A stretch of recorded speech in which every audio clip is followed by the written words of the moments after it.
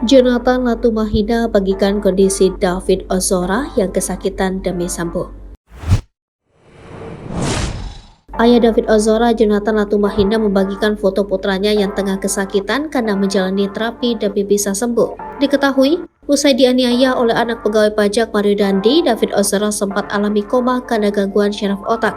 Meski sudah siuman dari koma, David Ozora belum pulih karena alami cedera syaraf otak yang cukup parah. Selama dirawat di rumah sakit Mayapada, David Ozora harus menjalani sejumlah terapi. Ayah David Ozora, Jonathan Latumahina, pun membagikan kondisi terkini David Ozora. Jonathan membagikan proses terapi yang harus dijalani oleh David. Dalam foto yang dibagikan, terlihat David Ozora meringis kesakitan saat menjalani terapi tersebut. Jonathan Latumahina pun memastikan bahwa para pelaku pengeroyokan terhadap David Ozora tidak akan lepas dari jerat hukum, meski mendapatkan simpati publik.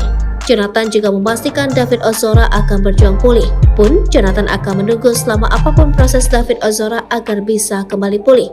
Diketahui Selasa 28 Maret 2023 menjadi hari ke-35 David Ozora dirawat di ICU RS Mayapada. Sampai saat ini secara kognitif atau kesadaran kualitatif David Ozora belum banyak perkembangan. David Ozora juga masih terus melakukan pelatihan menopang tubuh menggunakan tilting table. Pun remaja berusia 17 tahun itu masih harus menjalani terapi stem cell.